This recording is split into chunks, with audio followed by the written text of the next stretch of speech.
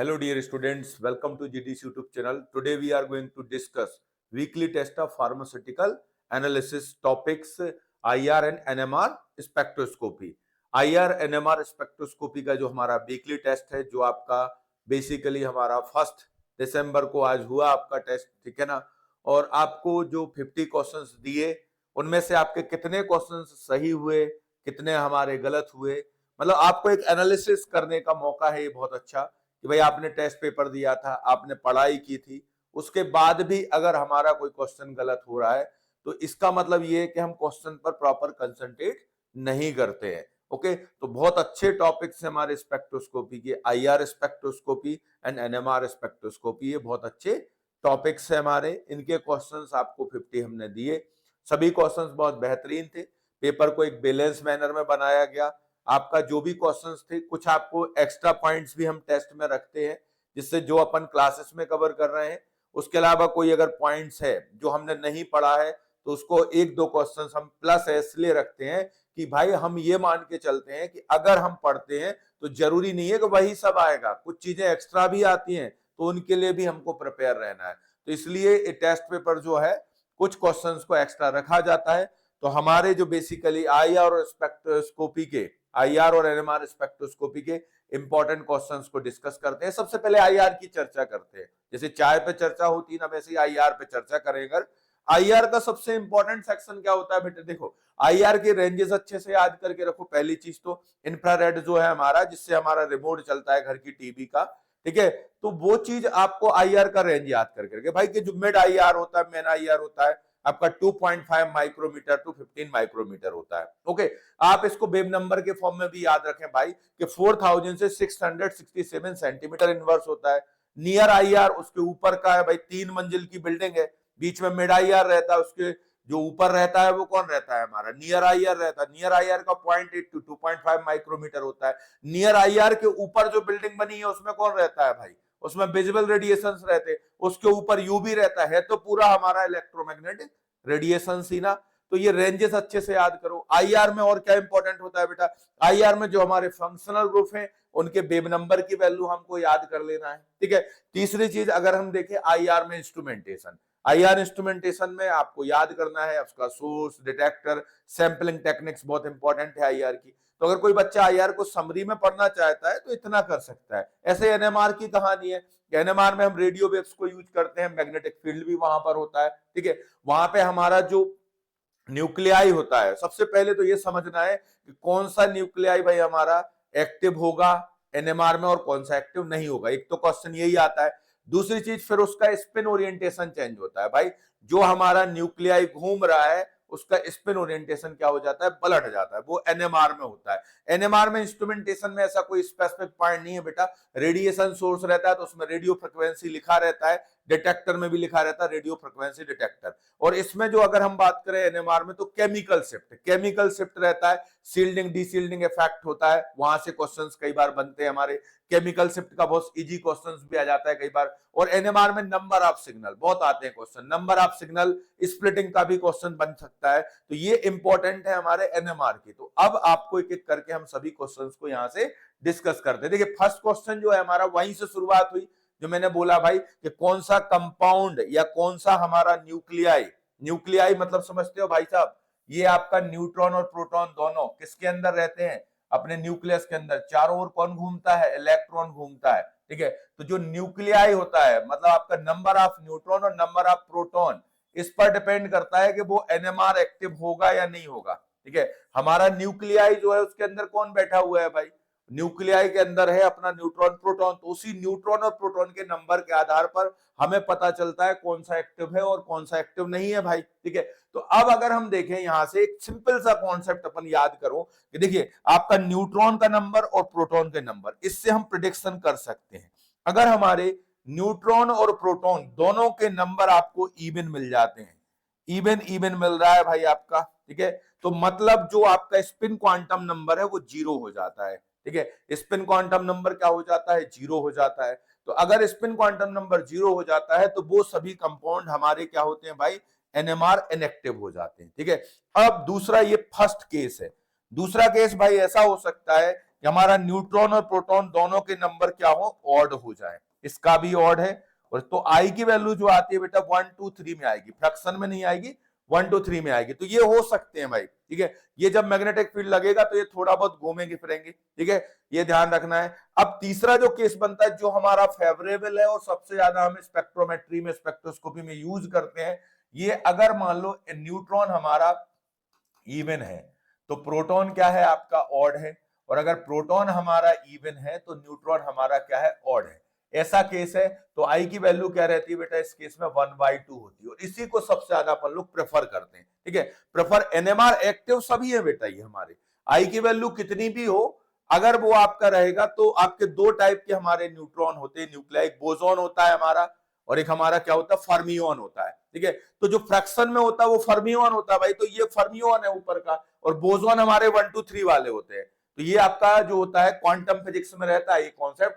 तो अल्टीमेटली अब ये क्वेश्चन जब आया हमें, तो हमें ये आई की वैल्यू ही देखना है, इसमें प्रिडिक्शन करना है, आई की वैल्यू का अनुमान हमको लगाना है। तो कैसे लगाएंगे भाई हम आई की वैल्यू का प्रिडिक्शन? देखिए आई की वैल्यू के लिए सबसे पहले जो ऊपर लिखा हुआ है ये हमारा बेटा क्या है, मास नंबर है। क्या है अपना, मास नंबर। और नीचे अपना जो रहता है ये एटॉमिक नंबर होता है, कार्बन का 6 होता है, ऑक्सीजन का 8 होता है, ठीक है, ऑक्सीजन का 8 होता है, सल्फर है भाई 16 होता है। ये आपको ध्यान रखना है। अब सबसे पहली चीज तो कोई कोई बच्चा, हम ऐसा भी कर सकते हैं बेटा, हम मास नंबर को देख के भी सॉल्व कर सकते हैं, लेकिन कई बार उसमें हमें प्रॉब्लम आती है, कुछ चीजों में वो गलत हो सकता है, एक्सेप्शनल हो जाता है। तो सबसे बेस्ट कॉन्सेप्ट क्या है, आप तो न्यूट्रॉन प्रोटॉन का नंबर निकालिए।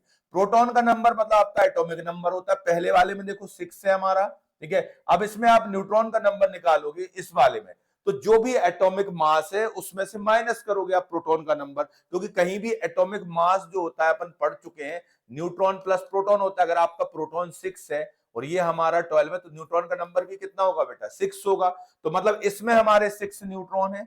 इसमें अगर हम देखें, इसमें न्यूट्रॉन अपने 8 है बेटा, इसमें न्यूट्रॉन हमारे कितने हैं, 10 है, इसमें न्यूट्रॉन हमारे 16 है। मतलब आपके यहां पर दिख रहे हैं सभी, प्रोटॉन का नंबर भी इवन जा रहा है और हमारे न्यूट्रॉन का नंबर भी इवन जा रहा है। मतलब 100% आई की वैल्यू भाई साहब क्या होगी, 0 होगी। आपका ये जो भी ये न्यूक्लियाई रहेंगे, मैग्नेटिक फील्ड इन पर अप्लाई करोगे तो ये बिल्कुल नहीं हिलने वाले, घूमेंगे नहीं, कुछ नहीं होगा, ठीक है। तो ये ध्यान रखना है आपको। सबसे पहले तो ये लिखा है कि ये not show in the NMR spectrum, बिल्कुल सही लिखा है भाई साहब ये, ठीक है।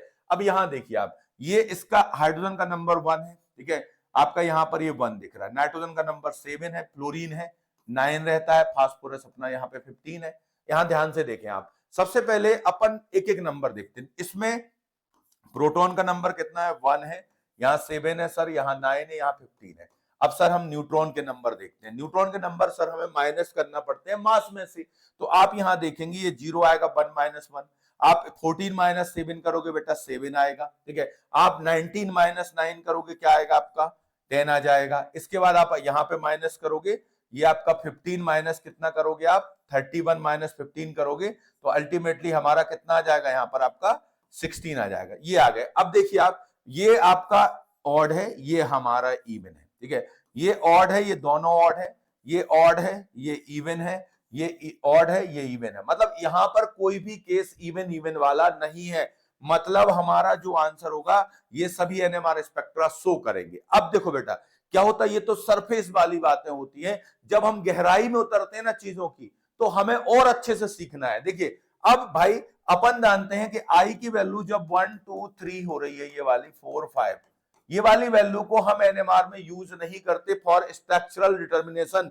हम यूज किसको करते, बाकायदा एनएमआर एक्टिव है ये बेटा, एनएमआर एक्टिव है हमारे ये, लेकिन हम जिसका यूज हम उसका करते हैं जिसमें आई की वैल्यू कितनी होती है, 1/2 होती है। क्योंकि रीजन ये है कि जब यहां पर एनर्जी लेवल होता तो ये नीचे जाएगा, तो ये जो रहेगा हमारा, मान लो 1/2 है, प्लस 1/2 है, और एक लेवल ये रहेगा, ये हमारा -1/2 है। इसकी जो वैल्यू अपोजिट साइंस है। अगर हमने मान लो 1 वाला यूज किया बेटा, तो होता ये है कि हमारे स्पिन की मैग्नीट्यूड अलग अलग हो जाते हैं।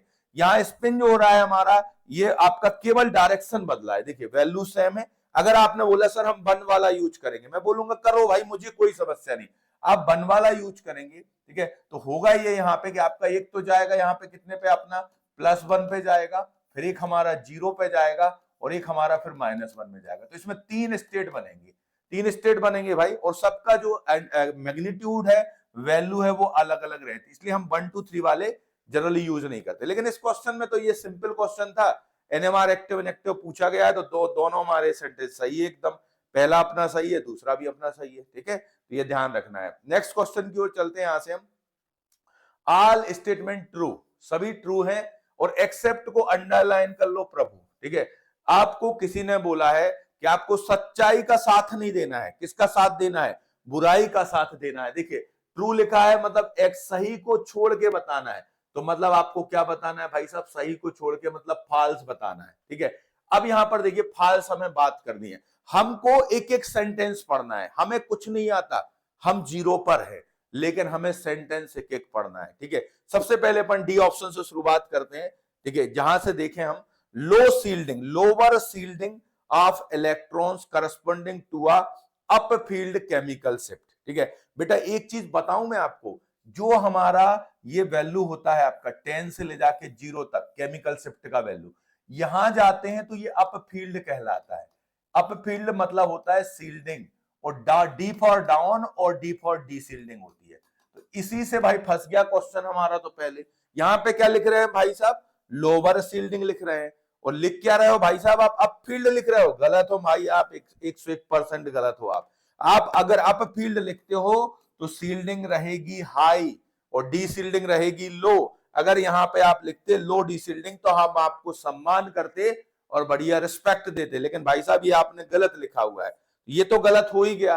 अब मतलब हमें मिल गया, गलत तो मिल चुका, अपन बाकी के भी पढ़ेंगे। देखिए ग्रेटर सील्डिंग होती है of electron corresponding to a up field chemical shift, ये बिल्कुल 101% बिल्कुल 22 कैरेट गोल्ड के जैसे सही बात लिखी है, ठीक है। ये डाया आपका लिखा है diastereotopic proton do not have same chemical shift, ठीक है। अब इसमें लिखा ही हुआ है बेटा डाई स्टीरियो में जो आपके ट्रॉपिक होते हैं, आपके प्रोटॉन्स, उनकी केमिकल शिफ्ट की वैल्यू अल सेम नहीं होती है, ठीक है, और वो आपके डिफरेंट एनएमआर सिग्नल देते हैं, ये भी बात हमारी सही है। मतलब अलग अलग प्रोटॉन है भाई, अपना ये CH3 वाला अलग देगा, CH2 वाला अलग देगा, ठीक है, तो ये अलग अलग देंगे। इन्हें जो आपके एनेंशियोट्रॉपिक प्रोटॉन्स होते हैं, देखो एनेंशियोमर जो होते हैं उनका IR स्पेक्ट्रा सेम होता है, एनएमआर में ऐसा कुछ नहीं है, हैव सेम केमिकल शिफ्ट, ठीक है, और give the only one NMR signal. तो ये आपके उसी के जैसे इसमें हम बात कर सकते हैं कि आपके ये क्या करेंगे, एक ही सिग्नल देंगे हमारा, और इनका केमिकल शिफ्ट वैल्यू भी सेम होता है।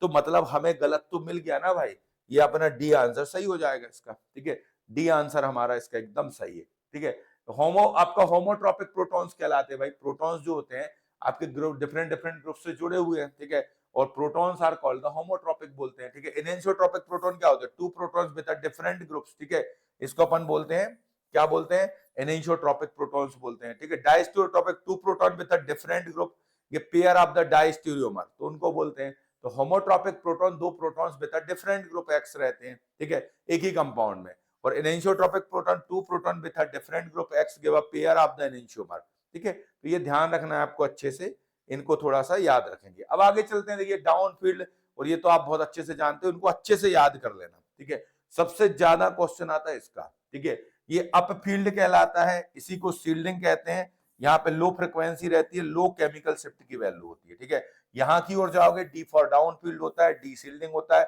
हायर फ्रिक्वेंसी होती है। जो सील्डिंग होती है वो पता है, जितना ज्यादा इलेक्ट्रॉन के बादल रहेंगे ना ऊपर, इलेक्ट्रॉन के बादल मतलब इलेक्ट्रॉन की डेंसिटी जितनी ज्यादा रहेगी न्यूक्लियाई के ऊपर, न्यूक्लियाई उतना अपने आप को सेफ महसूस करता है, अपने आप की क्या करता है, सील्डिंग करता है। जितना ज्यादा उसके ऊपर रहते हैं तो उतना ज्यादा वो क्या करता है, सील्डिंग करता है। तो ये ध्यान रखना, अगर कोई इलेक्ट्रोनेगेटिव एटम्स लगाओगे तो ये शोर आते जाते हैं, तो डी सील्डिंग होती जाती है फिर, ठीक है, तो ये ध्यान रखेंगे अच्छे से।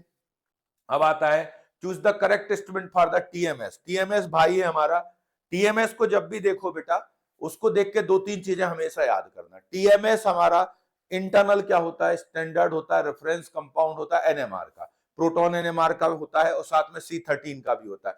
टीएमएस के बारे में हमेशा याद रखना, इसका केमिकल सिग्नल जो एनएमआर सिग्नल आता है वो हमारा एक आता है कि उसमें होते तो 12 प्रोटॉन है, लेकिन सभी 12 प्रोटॉन इक्विवेलेंट होते हैं, एक सिग्नल देता है। सिलिकॉन जो है ना, सिलिकॉन की इलेक्ट्रोनेगेटिविटी बहुत कम है as compared to the carbon.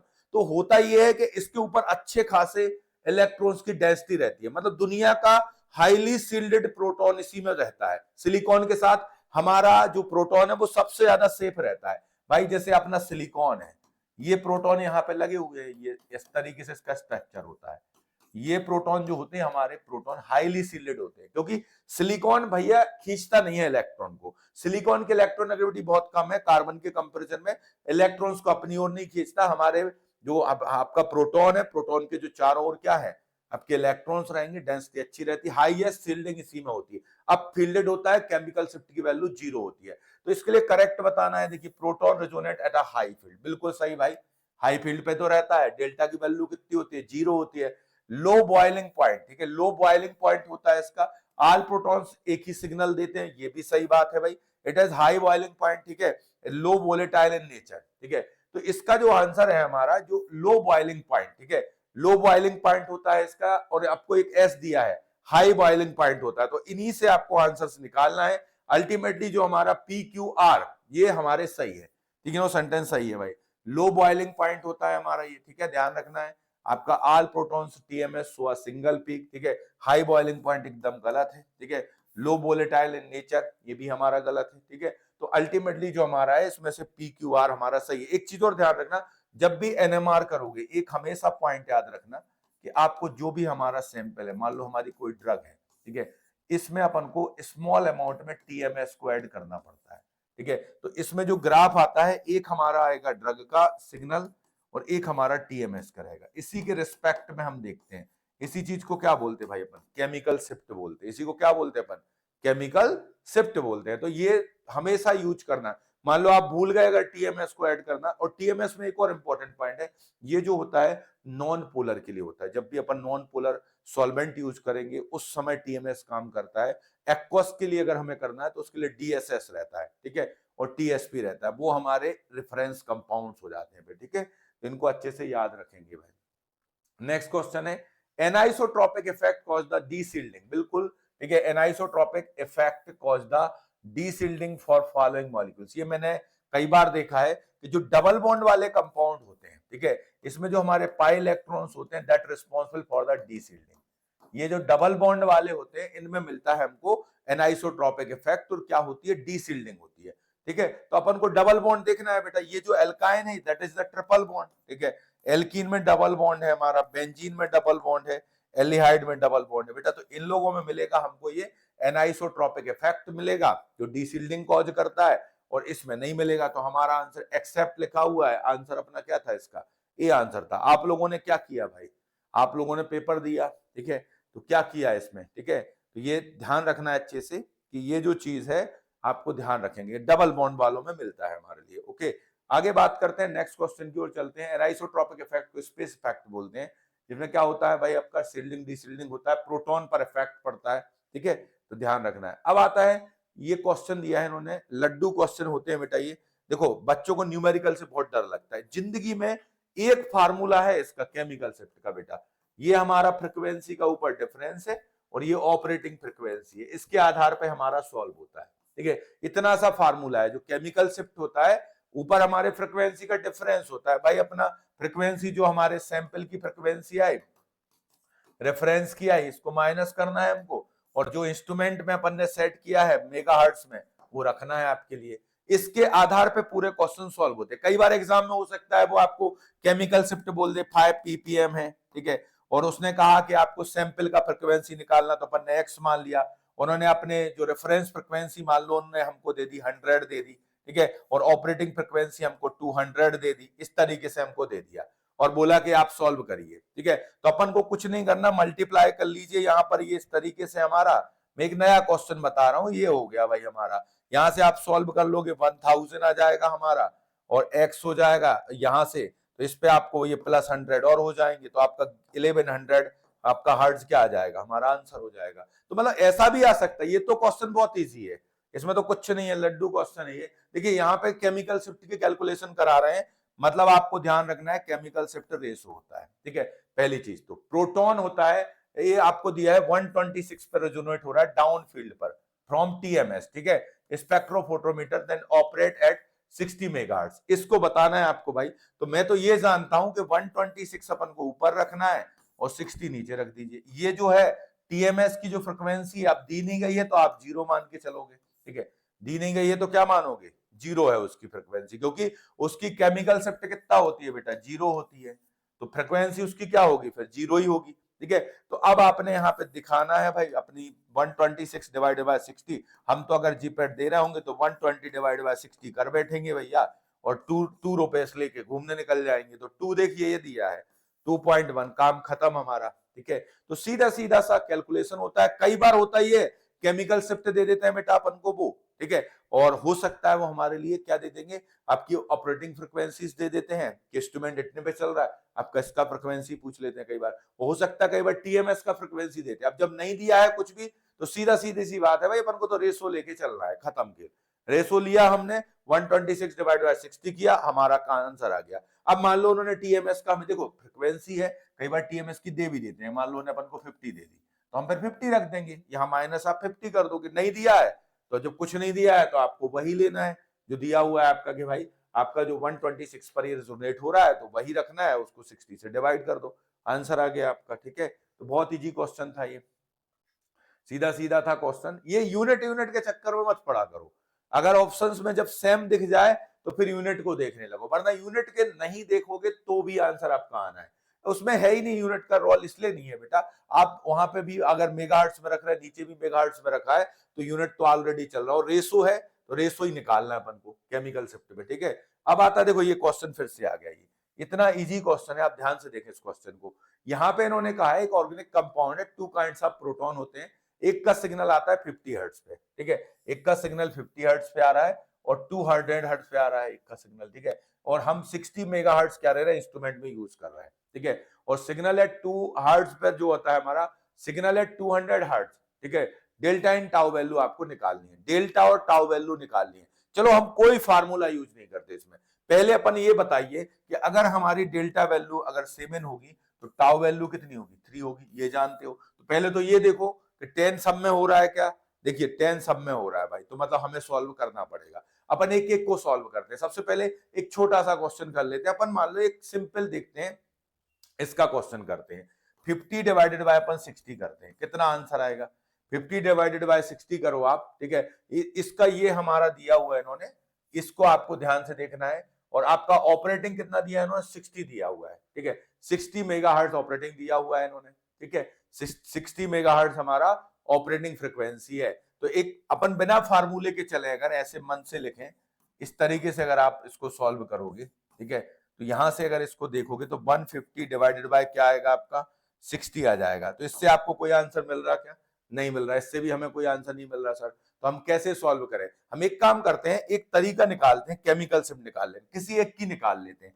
मान लो अपन सर ये अगर हम करते हैं, ऊपर हम 200 हर्ट्ज रखते हैं, ये हम 200 हर्ट्ज को रखेंगे और 60 को रखेंगे सर, तो यहां से मुझे लग रहा है कि ये 3.33 आ रहा है, तो ये हमारा जब डेल्टा वैल्यू आ गया है, तो डेल्टा वैल्यू हमारा ये आ चुका है, तो फिर हमारा ये क्या होगा, यही होगा। तो मेरे मत बिना कैलकुलेशन के भी आंसर अपना क्या है, इसका सी है। फिर पूरा कैलकुलेशन भी मैं आपको बता दूंगा। तो आपको इतना तो पता है भाई कि केमिकल शिफ्ट क्या होता है, रेशो होता है, आप जानते हो कि नहीं, केमिकल शिफ्ट रेशो होता है। तो आप रेशो तो निकाल के देखिए पहले, ये आपका एक ऑर्गेनिक कंपाउंड था, उसमें टू काइंड ऑफ प्रोटॉन है, एक का सिग्नल 50 हर्ट्ज पे आ रहा है और एक का 200 पे आ रहा है। अब वो हमसे पूछ रहा है कि 200 वाले के लिए बताओ, आप 200 के लिए बताना, हमें किसके लिए बताना है, 200 वाले के लिए। तो अपन ने ऊपर क्या रखा, 200 रख दिया और नीचे 60 रख दिया, आंसर आ गया हमारा। अगर वो पूछेगा 50 वाले के लिए बताइए भाई केमिकल शिफ्ट, तो आपको 50 डिवाइडेड बाय 60 करना है, ये आंसर हो जाएगा। तो रेशियो के अकॉर्डिंग चलना, जब केमिकल शिफ्ट निकाल लिए 10 में से माइनस करोगे डेल्टा वैल्यू आ जाएगा। तो 100% आंसर अपना सी है इसका, ठीक है। और 50 वाले के लिए अगर कोई पूछेगा तो आंसर क्या होगा, अपन को 5 डिवाइडेड बाय 6 करना पड़ेगा, मतलब 5 डिवाइडेड बाय 6 करोगे तो आपका आएगा, आपका क्या 7 8 जा कितना, 7 6 जा कितना होता है, हाँ तो 7 6 जा 42 होता है, 7 8 जा 0.8 के समथिंग आएगा, वो 0.8 में रहेगा, ठीक है। अब मान लो इसी क्वेश्चन में एक मैं नई चीज बता रहा हूं, देखो थोड़ा सा समय लगता है, चीजें सीख लो। जैसे मान लो उन्होंने कहा ये वाला प्रोटॉन है और ये वाला प्रोटॉन, दोनों प्रोटॉन है, उन्होंने अपन से पूछा इन दोनों प्रोटॉन में हाईली सील्डेड कौन सा है, हाईली सील्डेड कौन सा है, या आप पूछ ले हाईली डीसील्डेड कौन सा है। तो देखिए इसकी जो डेल्टा वैल्यू है अपन को पता है 0.8 आ रही है, और इसकी डेल्टा की वैल्यू कितनी आ रही है बेटा 3.33 आ रही है। अब एग्जाम में उसने पूछा कि इन दोनों में से कौन सा हाईली सील्डेड है, तो जिसकी डेल्टा वैल्यू जितनी ज्यादा कम रहती ना वो उतना हाईली सील्डेड होता है, तो ये हाईली सील्डेड है और ये उसके कंपेरिजन में लेस सील्डेड है। और डीसील्डिंग का पूछेगा तो ये डीसील्डिंग ज्यादा है, इसका डीसील्डिंग कम है। तो मतलब ये भी क्वेश्चन आ सकते हैं आपको, ठीक है। तो ये थोड़ा सा ध्यान रख के इनको अपन को सॉल्व करते हैं। न्यूमेरिकल एक टाइप का और आ सकता है भाई, आपको जो वो केमिकल शिफ्ट की वैल्यू आपको दे देगा, आपको ऑपरेटिंग फ्रिक्वेंसी दे देगा नीचे यहाँ पर, और ये एक्स पूछेगा कि भाई आपकी जो सैंपल की फ्रिक्वेंसी वो कितनी है, समझ रहे हो। तो इस तरीके का भी क्वेश्चन आपको देखने को मिल सकता है, तो उसको आपको सॉल्व कर लेना है। तो केमिकल शिफ्ट का जो क्वेश्चन आता है बहुत इजी रहता है, ठीक है। तो न्यूमेरिकल से आपको ऐसी टेंशन नहीं लेना बिल्कुल भी, और अब कोई न्यूमेरिकल इसमें है नहीं, बस जितने थे मैंने दे दिए, इतने ही रहेंगे न्यूमेरिकल। ये बहुत इजी क्वेश्चन है बेटा, अपना यहां से दिया है इन्होंने, ऑर्डर ऑफ द डीसील्डिंग पूछा है। सबसे पहले अंडरलाइन करिया करो, डीसील्डिंग का ऑर्डर पूछा है, डीसील्डिंग का ऑर्डर पूछा है, मतलब इलेक्ट्रॉन को अपनी ओर खींचना है, ठीक है। उसको डीसील्डिंग को मतलब अपने इलेक्ट्रॉन को अपनी ओर खींचना है, मतलब जितनी ज्यादा इलेक्ट्रोनेगेटिविटी वाली कंडीशन रहेगी उतनी ज्यादा डीसील्डिंग रहेगी। तो देखिए आप यहाँ पर इलेक्ट्रोनेगेटिविटी किसकी ज्यादा होती है, अपन ने पढ़ा है फ्लोरीन की ज्यादा होती है, तो सबसे ज्यादा इलेक्ट्रॉन को फ्लोरीन खींचेगा। फिर हमारा यहाँ पर आपका फ्लोरीन है, क्लोरीन है, ब्रोमीन है और आयोडीन है, ये खींचेंगे, ठीक है। तो सबसे ज्यादा इलेक्ट्रोनेगेटिविटी इसकी है ना, तो यही सबसे ज्यादा डीसील्डिंग करेगा। आप देखो कहां पे है, पहले नंबर में, एक ही ऑप्शन में दिया है, ये इस प्रोटॉन की सबसे ज्यादा डीसील्डिंग होगी, फिर इसका नंबर आएगा, फिर इसका नंबर, फिर इसका। उल्टा कोई क्वेश्चन पूछे कि सील्डिंग का ऑर्डर बना दो, उसने पूछा नहीं डीसील्डिंग का नहीं, अब सील्डिंग का बनाओ तुम, तो सील्डिंग वाला ऑर्डर बनाओगे तो ये बना हुआ है, ये सील्डिंग का ऑर्डर बना हुआ है, ठीक है। ये लेस आपका सील्डेड है, ये लेस सील्डेड है, और that is the highly shielded है, ठीक है। ये हाईली सील्डेड होता है। तो आपसे सील्डिंग और डीसील्डिंग में वो परेशान करते हैं एग्जाम में हमें, और इसलिए समझ जाओ चीजों को। सील्डिंग का मतलब होता है जीरो की ओर जा रहे हो, इलेक्ट्रॉन्स बहुत हैं भाई के पास, ठीक है। और डीसील्डिंग का मतलब उसके ऊपर जो अपना सुरक्षा कवच था इलेक्ट्रॉन का, इलेक्ट्रॉन के जो बादल छाए हुए थे वो हट रहे हैं धीरे धीरे, क्योंकि इलेक्ट्रोनेगेटिव एटम्स को आप लगाते चले जा रहे हो। तो यहां से ये हो जाएगा, ठीक है। नेक्स्ट क्वेश्चन की ओर यहां से हम चलते हैं।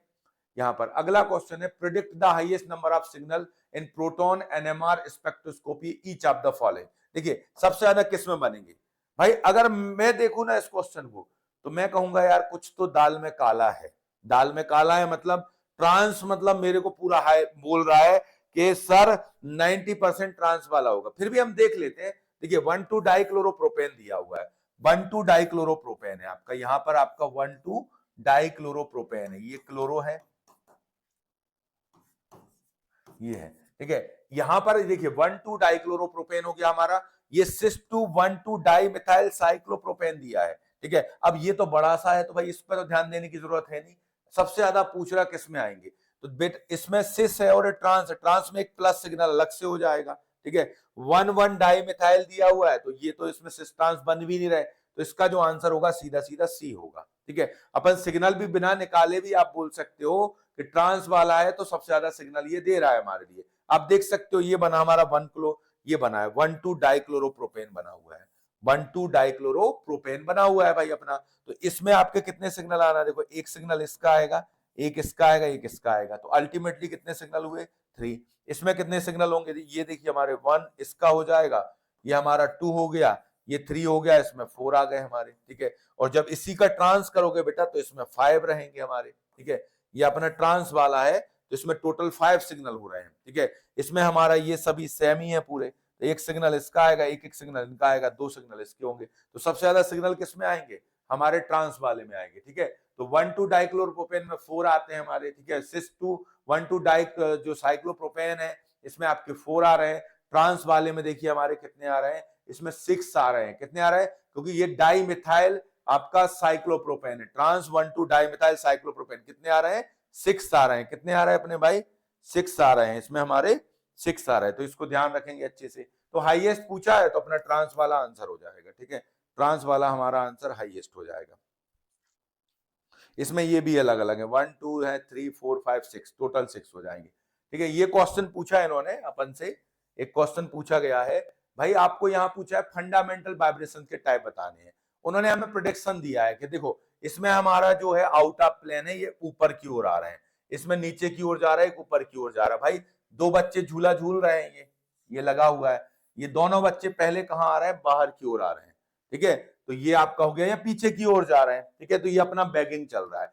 एक बच्चा आगे की ओर आ रहा है, एक बच्चा पीछे की ओर जा रहा है, तो ट्विस्टिंग हो जाएगा। तो ये जो दिख रहा है हमारा बैगिंग और ट्विस्टिंग है, out of plane bending vibration से। क्या है अपने, out of plane bending vibration से। आउट ऑफ प्लेन क्या है भाई, बेंडिंग वाइब्रेशन से, ठीक है। आउट ऑफ प्लेन क्या है अपने, बेंडिंग वाइब्रेशन से। तो ध्यान रखना है, आउट ऑफ प्लेन क्या है, बेंडिंग वाइब्रेशन हो जाएंगे हमारे, ठीक है, इनको ध्यान रखेंगे, out of plane.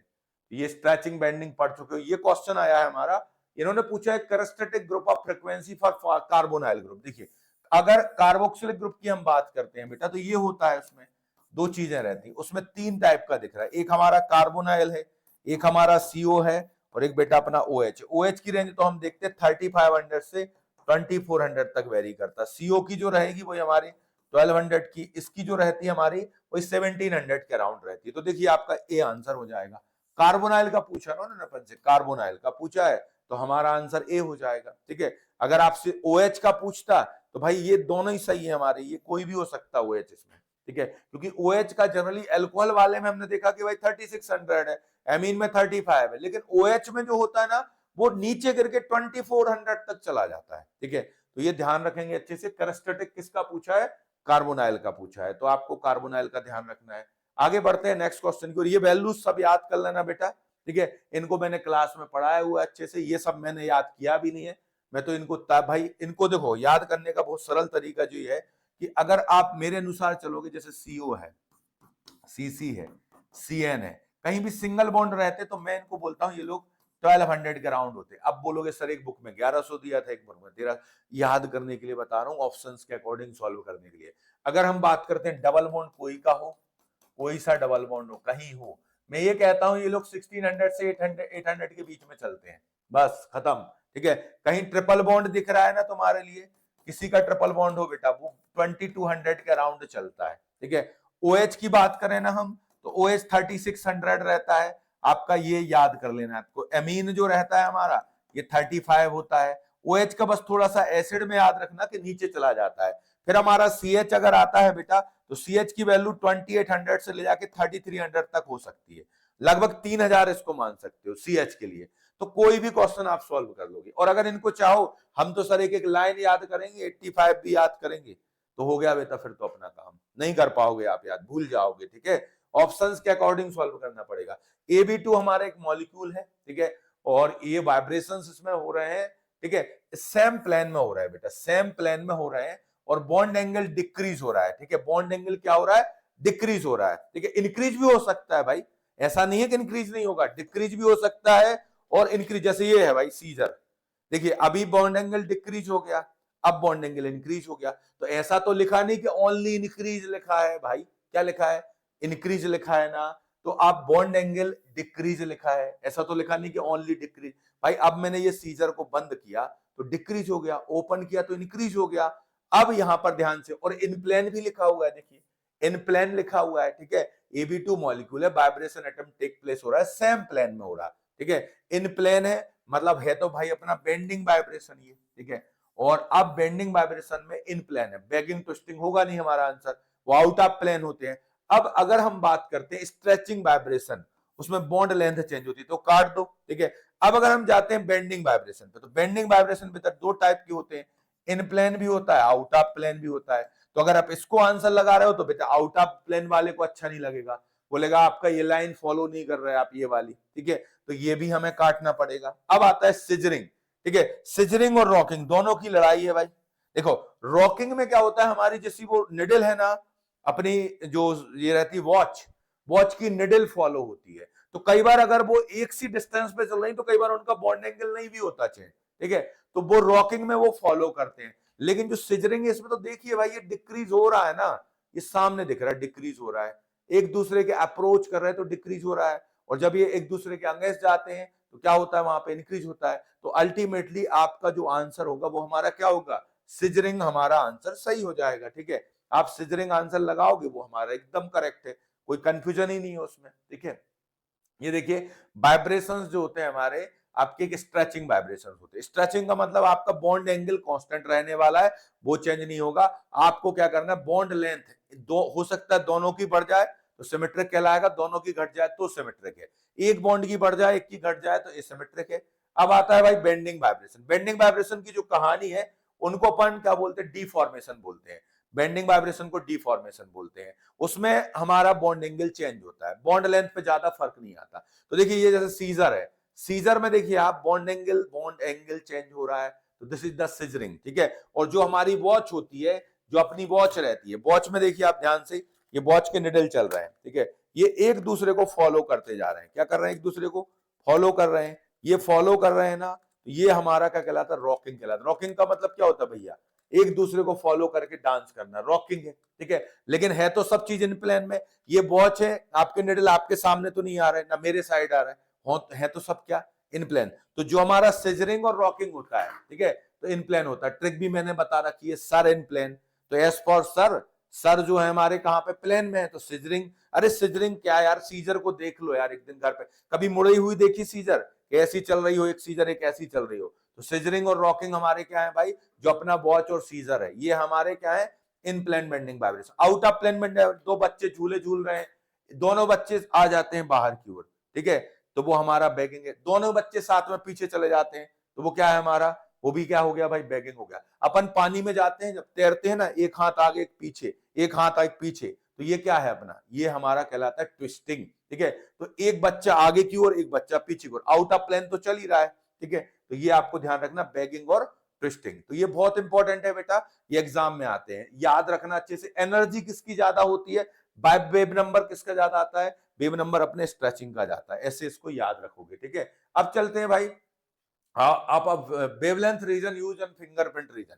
Fingerprint region के लिए कितना होता है, ठीक है, जो करस्टेटिक होता है। तो देखो भाई, अपना जो आईआर है ना, उसका कहना है मैं 4000 से दौड़ लगाता हूं, 667 सेंटीमीटर तक मैं जाता हूं।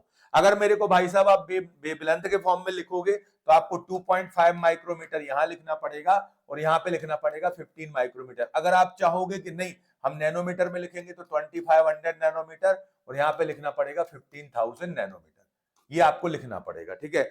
अब क्या होता है, देखो इस दुनिया में हर चीज के अंदर डिविजन्स चलते, इनको फिर फर्दर दो सेक्शन में डिवाइड किया गया। इन्होंने कहा 4000 से ले जाके 1300 सेंटीमीटर तक आपको ज्यादातर फंक्शनल ग्रुप मिलते हैं। OH मिल रहा, NH मिल रहा, आपको C डबल बॉन्ड मिल रहा, C ट्रिपल बॉन्ड मिल रहा, मतलब इनके वेव नंबर मिल रहे हैं। तो इस रीजन को हम लोग क्या बोलने लगे, फंक्शनल ग्रुप रीजन। कुछ एक आध दो फंक्शनल ग्रुप जो होते हैं वो वहां भी चले जाते हैं, जैसे अपना सिंगल बॉन्ड वाले हैं 1100-1200 में आ रहे हैं, ठीक है। इसके बाद का जो रीजन होता है यहां से यहां तक, इसको कहा गया है फिंगरप्रिंट रीजन। क्या कहते हैं भैया, फिंगरप्रिंट रीजन बोलते हैं। कुछ फंक्शनल ग्रुप के फिंगरप्रिंट में चले जाते हैं, लेकिन ज्यादातर के यहां रहते हैं। ये आइडियली होता है। अब क्वेश्चन में देखो, जो हम पढ़ते जरूरी थोड़ी वही आएगा। अब क्वेश्चन में तो कुछ और छाप दिया इन्होंने भैया, तो क्या बोल रहे हैं हम उनसे, क्वेश्चन गलत है, हम नहीं करेंगे, गलत है क्वेश्चन, हमने ये पढ़ा है। भैया हमने ये पढ़ा है, हमको ऊपर वाले ने बुद्धि दी है, हमें अपने आईक्यू का यूज करके, हमें आईक्यू का यूज करके, हमें क्या करना है, अपने आईक्यू का यूज करना है और इसके अकॉर्डिंग हमें निकालना है अपना आंसर, ठीक है। इसके अकॉर्डिंग क्या निकालना, हमें अपना आंसर निकालना है। तो मेरे अपन ने पढ़ा है कि ये फिंगरप्रिंट रीजन होता है। इसके नियरेस्ट ऑप्शन कौन सा है, देखिए अगर आप ये लगाते हो बेटा तो ये 4000 को टच कर रहा है, ये हमारा फंक्शनल ग्रुप है, ठीक है। ये तो भाई हमारे क्या है, वेवलेंथ वाले हैं, ये किसी भी कंडीशन में नहीं होंगे, ठीक है। अब अपन को देखना है ये वाला, तो ये जो है हमारा सही आंसर होगा फिंगरप्रिंट के लिए, according to the questions option. जो हमारे क्वेश्चन में ऑप्शन दिए गए उसके अकॉर्डिंग अपना ये वाला सही होगा, ठीक है। अच्छे से याद रखोगे इसको आप। नेक्स्ट क्वेश्चन की ओर चलते हैं, यहां से हम अगला है, अकॉर्डिंग टू द 3n-6, ये 3n-6 रूल होता है, नॉन लीनियर मॉलिक्यूल के होता है। इतना अच्छा क्वेश्चन दिया ना, ट्राई एटॉमिक मॉलिक्यूल है, तो मतलब आपका n का वैल्यू कितना है, 3 है, नॉन लीनियर है, 3n-6 करोगे आप, 3 इंटू 3-6 कर दोगे, 9-6 3, 3 हमारा क्या हो जाएगा, वाइब्रेशनल डिग्री ऑफ फ्रीडम होगा। तो इसमें आपका 3 जो है फंडामेंटल वाइब्रेशन इसमें हमारे आएंगे, तो ये आंसर हो जाएगा, ठीक है। अगर वो डिग्री ऑफ फ्रीडम टोटल पूछे इसकी, तो 3n जो ये डिग्री ऑफ फ्रीडम होता है, तो 9 डिग्री ऑफ फ्रीडम होंगे। इस 9 में से 3 क्या है हमारे वाइब्रेशनल है, 3 हमारे क्या है ट्रांजिशनल है और 3 हमारे रोटेशनल है। ये भी अपन को पता रखना है। अपन को क्या है, कुएं का मेढक नहीं बनना है कि भाई अपन जो सब बच्चे याद करके रखते हैं 3n-6। उसने मान लो इसी एग्जाम में, इसी क्वेश्चन में उसने पूछ लिया रोटेशनल डिग्री कितनी होगी, ट्रांजिशनल कितनी होगी, तो क्या इधर उधर देखेंगे, वो आपको आप पता है कि वो हमारे नॉन लीनियर के लिए 3 ही होती है, ठीक है। और जो लीनियर मॉलिक्यूल होता है उसमें रोटेशनल 2 हो जाती है, ट्रांजिशनल 3 होती है, इसलिए फार्मूला 3n-5 हो जाता है लीनियर के लिए, ठीक है। तो इसको ध्यान रखेंगे अपन, अच्छे से इसको याद रखना बेटा, ये फार्मूले बहुत इंपॉर्टेंट है। यहाँ देखिए आईआर डिटेक्टर में जो मिक्सड रहता है अपने मेटल ऑक्साइड का मिक्सचर होता है, मेटल ऑक्साइड का जो मिक्सचर होता है वो किसमें होता है, ग्लोली सेल में बेटा जीनोन रहती है, ये याद कर लेना। बोलोमीटर में नहीं होता, फोटो आपका कंडक्टिविटी तो वैसे भी आईआर का है नहीं, तो इसको उठा के अलग करो यहाँ से। थर्मिस्टर, थर्मिस्टर में मिक्सचर रहता है बेटा मेटल ऑक्साइड्स का, तो इसका आंसर क्या होगा हमारा, डी आंसर सही होगा, ठीक है। इसको थोड़ा सा ध्यान रखेंगे, अपना डी आंसर एकदम करेक्ट माना जाएगा, डी एकदम करेक्ट है, ठीक है। यहाँ पे देखिए थर्मिस्टर में fused mixture of metal oxide होता है, ग्लोली सेल में बेटा एक सिलेंडर होता है, जीनोन गैस उसमें भरा रहता है, बोलोमीटर में एक मेटल का कंडक्टर हम यूज करते हैं, ठीक है। फोटो कंडक्टिविटी में आपका थर्मल डिटेक्टर भी यूज कर लेते हैं हम, ठीक है, नॉन थर्मल डिटेक्टर होता है, ये ध्यान रखना। फोटो कंडक्टिविटी, फोटो वाले हमारे यूवी में भी यूज हो रहा है, और एक ये ऐसा फोटो है जो हम देख सकते हैं कि कहां पर यूज कर रहे हैं अपन, इसको आईआर में यूज कर रहे हैं, तो ये ध्यान रखना नॉन थर्मल है, आईआर के लिए जनरली हम थर्मल यूज करते हैं, तो ये नॉन थर्मल है, थोड़ा सा इंपॉर्टेंट है, इसको आप लोग ध्यान रखेंगे, ठीक है। आगे बात करते हैं 215 to 200, ये क्या कहलाता है भैया, 3 मंजिल की बिल्डिंग है हमारे आईआर की, आईआर का बंगला 3 मंजिल का है भैया, पहले मंजिल पे जो रहता है उसको बोलते हैं 0.82 अपना, ये 2.5, ये हमारा नियर आईआर कहलाता है, ठीक है। इसके बाद मिड आईआर होता है हमारा 2.5 से 15 तक होता है, और फार आईआर होता है हमारा 15 से ले जाके 100 200 तक भी आप बोल सकते हो, कोई समस्या नहीं, 25 से ज्यादा होना चाहिए बस वो, ठीक है। तो आपको बताना है कौन सा रीजन है, तो ये बेटा अपना फार आईआर रीजन है, ठीक है। नियर आईआर रीजन ये वाला है हमारा, आईआर रीजन को इसको बोलोगे मिड आईआर रीजन, ठीक है। तो ये शॉर्टर जैसा कोई वर्ड होता नहीं है, तो सीधा सीधा आंसर क्या था इसका, ए आंसर था, एकदम से बहुत इजी क्वेश्चन था, ठीक है, ध्यान रखना है। आगे बात करते हैं सिंटेड मिक्सचर, अब बहुत अच्छा क्वेश्चन है भाई, मैं तो इनको देख के याद आ जाती है, जर्कोनियम इट्रियम थोरियम किसमें होते हैं भैया, काहे में होते हैं ये, ठीक है, कौन से सोर्स में होते हैं बेटा, ग्लावर सोर्स जो होता है इसमें सिलिकॉन कार्बाइड रॉड होती है, क्या होती है, सिलिकॉन कार्बाइड की रॉड होती है, जो ग्लावर सोर्स होता है ना इसमें सिलिकॉन कार्बाइड की रॉड रहती है, ठीक है। कार्बन आर्क लैंप है भाई, इसमें तो आपकी स्पार्किंग होना है, नर्स ग्लाबर ये भैया रहता है आपका जर्कोनियम इट्रियम थोरियम वाला, ठीक है। तो सीधा सीधा आंसर क्या होगा अपना, इसमें सी होगा, ठीक है, ध्यान रखना अच्छे से। नर्स ग्लाबर हमारा सबसे कॉमन सोर्स भी होता है। आता है आईआर स्पेक्ट्रा, एल्काइन का क्रिस्टलिक पीक बताना है, एल्काइन भैया का बताना है अपन को, किसका, एल्काइन का बताना है। चलो एक एसिटाइलिन बना देते हैं, ये है। अब इसमें दो तो मिल ही रहे हैं, एक CH मिलेगा बेटा जो हमारा लगभग 3100 से 3300 पे आता है, और ट्रिपल बॉन्ड तो इसका क्रिस्टलिक है, अगर एल्काइन हम बोलते हैं तो इसी आधार पे तो बोलते हैं, क्रिस्टलिक ये है। इसका मैं अभी बताया था भैया 2200 रुपए के समथिंग मिलता है, इसका एमआरपी कितना है, 2200 रुपीज का मिलता है मार्केट में, ठीक है। तो देखो कहाँ है, ऐसा कुछ है नहीं है सर, कहीं कुछ दिया ही नहीं है इसमें, सर हम कैसे सॉल्व कर दें सर। देखो एल्काइन का क्रिस्टलिक पीक पूछा है, अब ये तो कभी आंसर हो नहीं सकता भाई, ठीक है, ये आंसर हो नहीं सकता, ये आंसर हो नहीं सकता। अब दो ऑप्शन मैंने वहां लिख रखे हैं, तो बताइए क्रिस्टलिक में फिर हम मजबूर में ये CH वाला लगाएंगे, ठीक है। और अगर मान लो हमको 2200 ऑप्शन कहीं मिलता तो हम वो लगा देते, तो आंसर अपना क्या होगा इसका, बी आंसर हमारा सही हो जाएगा, ठीक है। CH के लिए बता देंगे अपन, और अगर डब ट्रिपल बॉन्ड का रहता तो वो बता देते, ठीक है। तो ध्यान रखना अच्छे से, एल्केन का कम रहता है, एल्किन का थोड़ा सा ज्यादा होता है, एल्काइन और ज्यादा होता है, ठीक है, ध्यान रखना अच्छे से। Which of the following example of the mulling agent, mulling agent बहुत आता है, इंपॉर्टेंट है। मूलिंग एजेंट्स मतलब आपका जैसे अपन टैबलेट बनाते हैं ना बेटा, उसमें बाइंडिंग एजेंट होता है, वैसे ही मान लो ये अपना मूलिंग एजेंट होता है। जब अपन टेक्निक्स यूज करते हैं ना सैंपलिंग की टेक्निक, उसमें न्यूजॉल्स होता है, मिनरल आयल्स का मिक्सचर होता है, ठीक है। न्यूजॉल्स हम यूज करते हैं, सबसे कॉमन है हमारा न्यूजॉल्स, ठीक है, न्यूजॉल्स अपना सबसे कॉमन होता है, इसको ध्यान रखना अच्छे से, बहुत अच्छे से।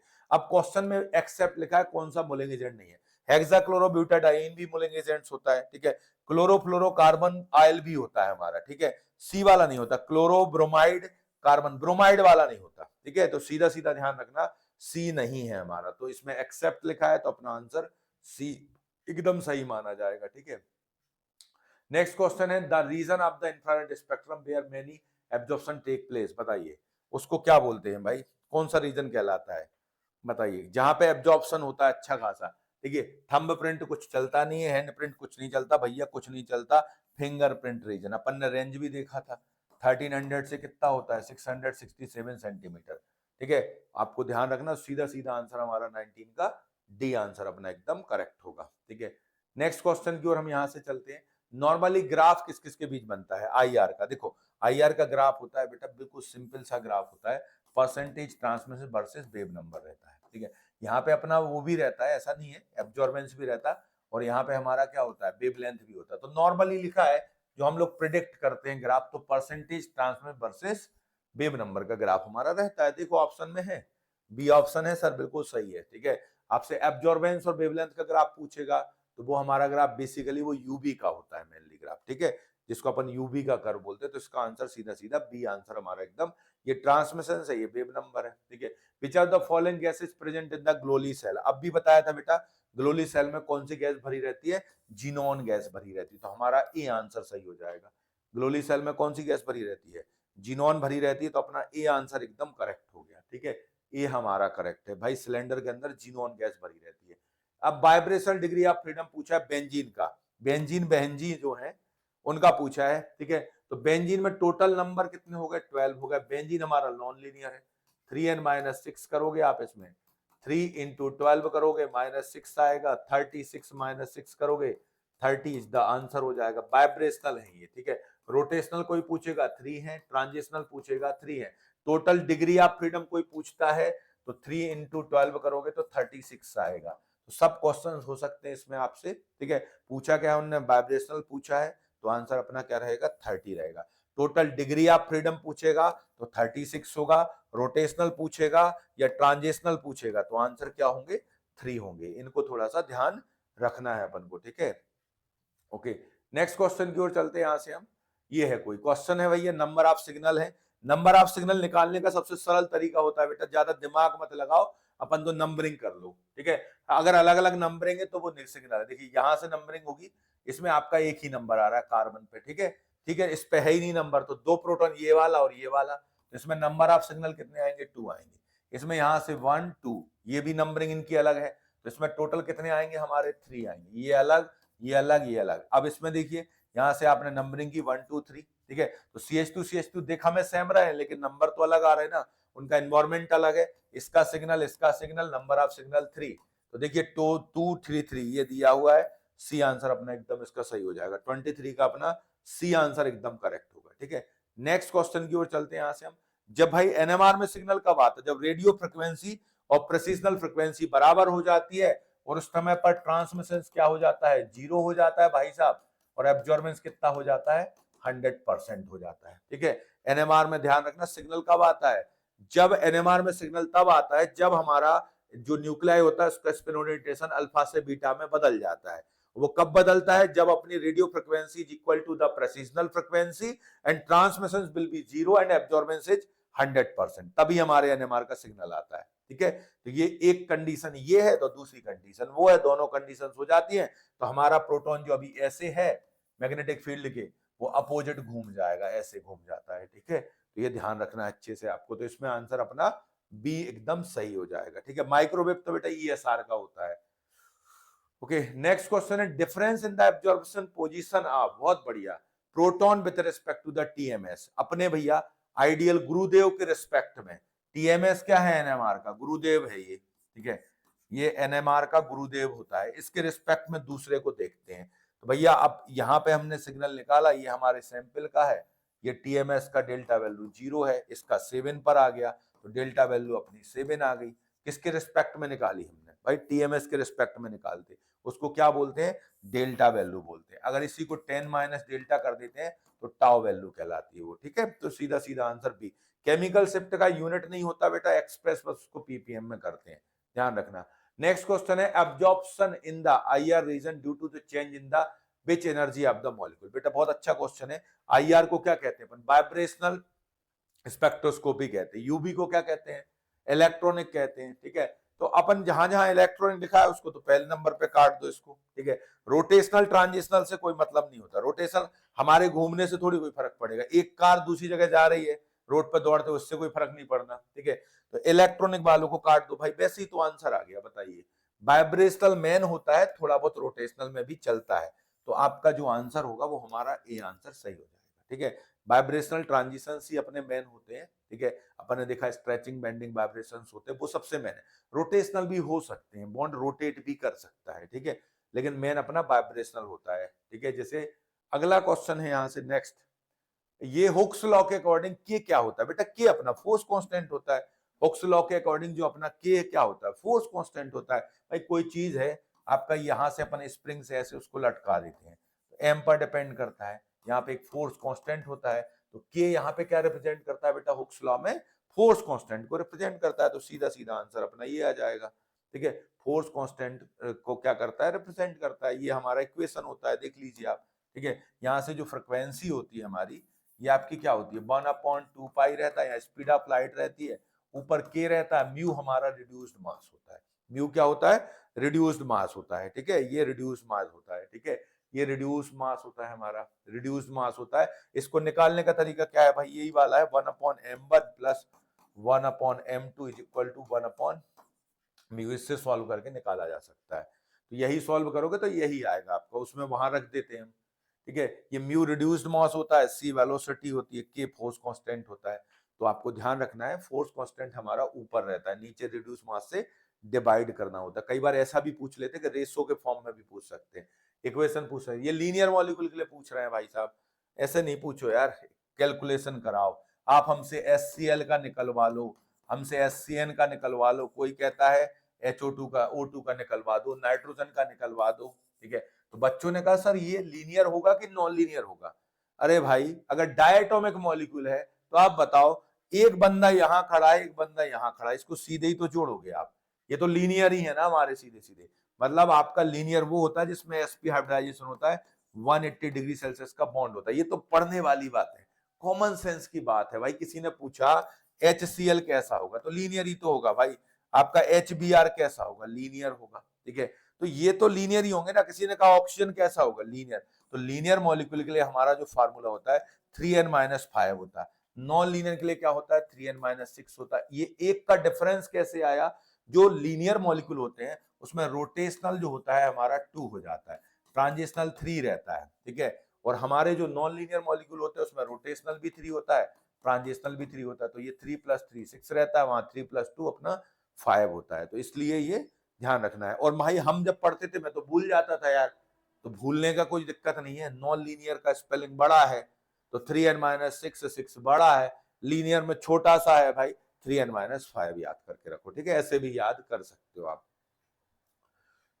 नेक्स्ट क्वेश्चन है, calibration of IR upon styrene से करते हैं बेटा, पॉलीस्टायरीन से। चेक कैसे करोगे कि हमारा IR सही चल रहा कि नहीं चल रहा, उसके लिए अपन पॉलीस्टायरीन का यूज करते हैं। किसका यूज करते हैं, पॉलीस्टायरीन। देखिए सभी है हमारे, यूवी के लिए जो यूज करते हैं पोटेशियम क्रोमेट को यूज करते हैं। एब्जॉर्बेंस वर्सेस कंसंट्रेशन का कर्व बनता है, जिनोन है, हाइड्रोजन है, टंगस्टन, ये सब अपन एनर्जी। और अपना photo multiply to photo cells, barrier layer, detector होते हैं हमारे, ठीक है। IR के लिए हम देखते हैं नर्स ग्लावर सोर्स होता है, ग्लावर सोर्स होता है, और इसमें थर्मोकपल, बोलोमीटर, ये हमारे मेन होते हैं, ठीक है। और एक अपन ने देखा था, अभी पढ़ा था इस क्वेश्चन में, फोटो कंडक्टिविटी वाला नॉन थर्मल डिटेक्टर IR का। पॉलीस्टायरीन का फिल्म रहता है, percentage transfer versus wave number का कर्व बनता है। यही चीज आप NMR की बात करोगे, रेडियो फ्रिक्वेंसी जनरेटर रहता है हमारा, इसमें जो रहता है हमारा डिटेक्टर के लिए रेडियो फ्रिक्वेंसी डिटेक्टर होता है, इसमें रेफरेंस TMS होता है हमारा, उसके रिस्पेक्ट में पूरा हमारा काम चलता रहता है। और अगर मान लो एक्वस है तो उसके लिए आपका DSS रहता है, सिला पेंटेन वाला हमारा रहता है। तो ये थोड़ा सा ध्यान रखना, इस टेबल से आपको क्वेश्चंस मिल सकते हैं एग्जाम में। सॉलिड सैंपलिंग करना है, पेस्ट बनाना है, काहे से बनाओगे भैया पेस्ट, बाइंडिंग एजेंट। तो कौन होता है भाई बाइंडिंग एजेंट, नोलिंग एजेंट थोड़ी होता है, मोलिंग एजेंट होता है। तो सीधा सीधा आंसर ये न्यूजॉल्स हमारा सबसे कॉमनली यूज करते हैं। Solvent use in the NMR spectroscopy do not contain. देखिए आपको अगर NMR करना है बेटा तो प्रोटॉन नहीं होना चाहिए, अगर प्रोटॉन होगा तो उसका भी सिग्नल आएगा, तो इसमें हाइड्रोजन एटम नहीं होना चाहिए, ये हमारा आंसर है। जो भी सॉल्वेंट अगर यूज करोगे तो उसमें हाइड्रोजन नहीं होना चाहिए। तो आपने बोला सर हमें क्या करें हम, कुछ नहीं करो, आप ड्यूटेनेटेड यूज करो, जैसे वाटर यूज करते हो तो D2O यूज करो, ठीक है। क्लोरोफॉर्म यूज करोगे तो दिक्कत है, ड्यूटेनेटेड क्लोरोफॉर्म का यूज कर लीजिए आप, ड्यूटेरियम वाला, तो कोई दिक्कत नहीं है। तो हाइड्रोजन नहीं होना चाहिए, और हाइड्रोजन का जो प्रोटियम है वो नहीं होना चाहिए मेन तो, ठीक है। तो इसका आंसर ए होगा। Shielding shift the absorption towards, बताइए सील्डिंग जब होती है तो एनर्जी क्या हो जाती है भाई साहब, एनर्जी, ठीक है, एनर्जी कम होती है, और शिफ्ट कहां की ओर होती है, जब जीरो की ओर जाते हैं तो इसको अप फील्ड बोलते हैं। क्या बोलते हैं, अप फील्ड बोलते हैं, अप फील्ड कहलाता है। हाई नहीं बोलना है, हाई नहीं बोलना है, अगर दिया है आपका अप फील्ड तो अप फील्ड ही लगाना है अपन को, ठीक है, ध्यान रखना, अप फील्ड ही लगाना है, ठीक है। तो सीधा सीधा आंसर क्या होगा इसका, अपना आंसर सी होगा, ठीक है। नेक्स्ट क्वेश्चन की ओर चलते हैं, calculate the theoretical number of vibrational degree of freedom, ठीक है। तो इसमें थोड़ा सा हमें दिमाग यही लगाना है, कौन सा लीनियर है कौन सा नॉन लीनियर है, इस आधार पे हम कर सकते हैं कौन सा लीनियर कौन सा नॉन लीनियर। देखिए HCN है भाई, आप 100% बोल सकता हूं भाई, इसमें आपको 3n-5 लगाइए, ठीक है। ये हमारा नॉन लीनियर है, इसमें 3n-6 लगाइए, ये हमारा नॉन लीनियर है, इसमें 3n-6 लगाइए, आंसर आपको निकल के आएगा, खुद आएगा।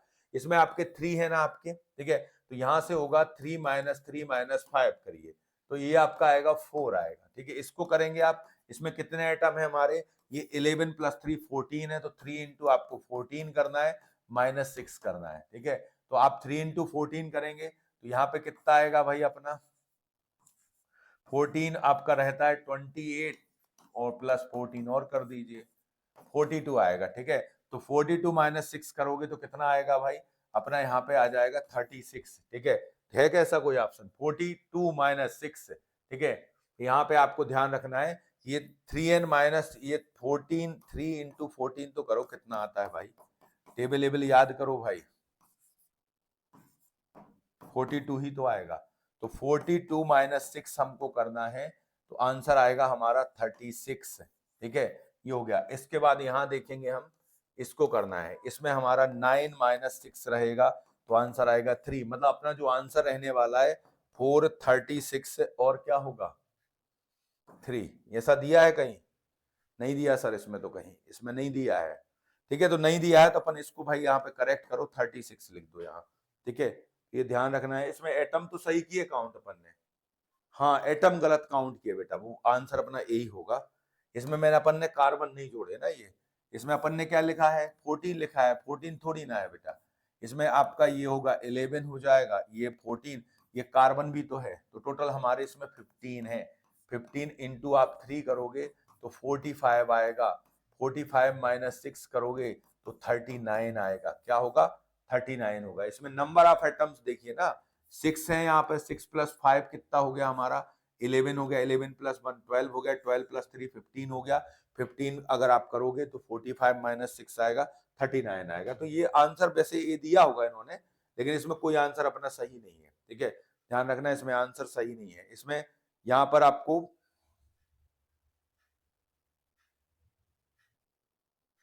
ये गलत दिया हुआ है, इसमें एक्चुअल में ये लीनियर करके सॉल्व किया गया है, लीनियर नहीं होगा बेटा, बेंजीन है जब इसमें आपका देखिए C6H5CH3 है, टोल्यूइन जो होता है वो लीनियर थोड़ी होता है, नॉन लीनियर होता है, तो इसमें 6 का माइनस करोगे आंसर 39 रहेगा, ठीक है, ध्यान रखना आंसर 39 होगा, वो थोड़ा सा इसमें गलत है। OH का कितना होता है बेटा फ्रिक्वेंसी, ये पूछा है इन्होंने, OH का फ्रिक्वेंसी कितना होता है, OH का फ्रिक्वेंसी कितना होता है भाई, OH का हमें पता है कि 3600 होता है, और इसका कितना होता है 1700 होता है, इसका कितना होता है, ये CH का पूछ रहे होंगे तो 2900, देखो कहां दिया है, ऐसा कुछ दिया है क्या, 3600 यहां दिया है सर, ये तो काट दो, ये काट दो, ये एक से ही बन गया यार, ये तो हमारा सी आंसर सही हो गया, ठीक है, सी आंसर अपना एकदम सही हो गया। नेक्स्ट क्वेश्चन है, calculate the wave number of stretching of carbon carbon double bond, ठीक है, कार्बन कार्बन डबल बॉन्ड का पूछ रहा है भाई वो, ठीक है, और पता नहीं क्या क्या दे दिया उन्होंने, फोर्स कांस्टेंट वांस्टेंट दे दिया, हम तो दिन रात करेंगे ये कैलकुलेशन, तो नहीं होने वाला सॉल्व। अब निकालो भाई, आपको करना है, हमें थोड़ी आता है, आप लोगों को आता है भाई, हम तो केवल आपके क्या हैं, मार्गदर्शक हैं, आप लोगों की सहायता से अपन करते हैं। ये न्यूमेरिकल करोगे क्या, अरे भाई काहे का न्यूमेरिकल, जबरदस्ती हमको मूर्ख बना रहे हो तुम, काटो इसको, कोई मतलब नहीं इसका। ये पूछ रहा है कार्बन कार्बन सिंगल बॉन्ड का वेव नंबर कितना होता है प्रभु, तो टेबल में याद नहीं किया कि वेव नंबर कितना होता है। कार्बन कार्बन डबल बॉन्ड है, वेरी गुड, डबल बॉन्ड का पूछ रहे हो ना आप, कार्बन कार्बन डबल बॉन्ड का कितना होता है? अरे यही तो पढ़ा है अपन ने, 1600 से 800 के बीच में देखना है हमको भाई, डबल बॉन्ड वालों का। ठीक है, तो ये तो नहीं होगा, ये नहीं होगा, ये नहीं होगा, सीधा सीधा ये हो जाएगा हमारा। तो आंसर क्या है इसमें? सी। न्यूमेरिकल नहीं था बेटा, ये डराने वाला न्यूमेरिकल बनाया गया था कि डर जाओ आपके बहुत बड़ा न्यूमेरिकल आया, छोड़ दो इसको, तो कहां से करें हम। ठीक है, न्यूमेरिकल था ही नहीं आपका। कैलकुलेट भी करोगे तो भी आ जाएगा, नहीं भी करोगे कैलकुलेट तो भी आ सकता है भाई। कार्बन कार्बन जुड़े हुए थे, देखो मैंने बिना कैलकुलेशन के बताया। आप कार्बन का रखो 12, ये 12 रखो, इसका पूरा रिड्यूस्ड मास निकालिए आप, ये वैल्यू पूरा रखते जाएंगे आप, पूरा सॉल्व करो ये सब। इसी से तो वो अपना टेबल बना है बेटा, वेव नंबर का जो टेबल बना है वो इसी आधार पर बना है। मतलब इसमें ये कैलकुलेशन करना ही नहीं है आपको, सीधा सीधा निकाल सकते हो आप, बिना उसके आप निकाल सकते हो। ये कुछ क्वेश्चंस हमारे, इनमें आपको बताना है number of signal proton NMR के। देखिए इसमें हमारे ये दोनों सेम है, एक ही सिग्नल आना है। ठीक है, इसमें यहाँ पे हमारा दिख रहा है ये CH3 है, ये सी, इस पर कुछ है नहीं। ठीक है, तो इसमें आपको बताना कितने सिग्नल आएंगे, बताइए इसमें कितने सिग्नल आएंगे। देखिए इसमें एक सिग्नल तो इनका रहेगा, बाकी सब तो सेम है ही हमारे। ठीक है, ये पूरे सेम है, तो 2 सिग्नल इसके रहेंगे। ठीक है, फिर ये है भाई हमारा, ये बेंजीन रिंग लगा है, CH2OH है। ठीक है, ये हो गया, इसको अपन बाद में देखते हैं। इसका सिग्नल देखिए आप, यहाँ पर अपना CH है, तो इसके जो सब सेम ही है, तो 1 ABC 3 सिग्नल इसके आएंगे। इससे ही मैच करके देखो आंसर आ रहा कि नहीं आ रहा। पहले वाले का 1 है, फर्स्ट का 1 किस में दिया है? देखिए ये गलत है, ये गलत है हमारा, बस एक ही ऑप्शन बचा बेटा, तो भाई इसका तो आंसर है यही हमारा। सेकंड में 3 है। ठीक है, सेकंड में 3 सिग्नल है। ठीक है, सेकंड में 3 सिग्नल कैसे हुए? थर्ड में 2 है, कुछ आंसर में गड़बड़ लग रहा है। नहीं भाई, ये क्वेश्चन में कुछ दिक्कत है, कहीं ना कहीं तो दिक्कत है। देखो इसमें आपका 1 है, ठीक है, ये तो कंफर्म है। इसमें आप देखिए ये सभी सेम तो है भाई, ये देखो ये सेम है, ये सेम है, ये सब सेम है। इसके रिस्पेक्ट में आप NH2 है, तो इसमें 2 सिग्नल आएंगे हमारे। तो मतलब ये आपका जो सेकंड का है ये 2 सिग्नल, ये सही है। फर्स्ट का 1 रहेगा, इसको करेक्ट करिए आप। थर्ड, थर्ड में देखिए हमारे 3 सिग्नल अगर दिए हैं, एक बेंजीन रिंग का मान लेते हैं, किसका और एक इसका, तो इसको अगर हम ऐसे माने तो 3 है। फोर्थ में 2 सिग्नल है, फोर्थ में तो 3 सिग्नल है। देखिए एक सिग्नल इसका आएगा, एक इसका आएगा और एक इसका आएगा। तो ये क्वेश्चन में बेटा गलत दिया गया है। ठीक है, तो आपको यहाँ पे अपन को क्वेश्चन के ऑप्शन सही नहीं है इसके। ठीक है, ऑप्शन सही नहीं बनाए गए। यहाँ पर देखिए आपका ये 1 सिग्नल है इसमें। ठीक है, इसमें हमारे 2 सिग्नल ही आ रहे हैं केवल। ठीक है, इसमें हमारे कितने आ रहे हैं? 3 सिग्नल आ रहे हैं, एक इसका 1 2 3, इसमें हमारे 2 सिग्नल है। 2 क्यों हुए भाई? ये CH3 का भी तो सिग्नल दोगे ना आप, ये 1 2 3, इसमें हमारे जो सिग्नल होंगे 3 सिग्नल होंगे। ठीक है, तो वो आपके ऑप्शंस सही नहीं है। ठीक है, ऑप्शंस जो है वो थोड़ा सा गलत बनाए गए हैं। ठीक है, तो उसमें जो ऑप्शंस बनाओगे ना जब सही, तो ये वाले आपके आंसर्स रहेंगे। ठीक है, ये आपके सेम है ना भाई, ये CH है, यहाँ CH, तो ये CH, तो एक इसका इसका, ये सब 3 आएंगे ना इसमें सिग्नल, 3 सिग्नल्स रहेंगे। ठीक है, तो ये ध्यान रखना है। आगे चलते हैं, देखिए मेथनॉल, फिर नंबर ऑफ सिग्नल आया अभी तक। मेथनॉल में नंबर ऑफ सिग्नल ये CH3OH है, 2 रहेंगे। ठीक है, एसीटोन में अभी देखा एक होता है। आइसोप्रोपाइल अल्कोहल में बना देता हूँ, आइसोप्रोपाइल अल्कोहल अपन बना देते हैं, ये OH है।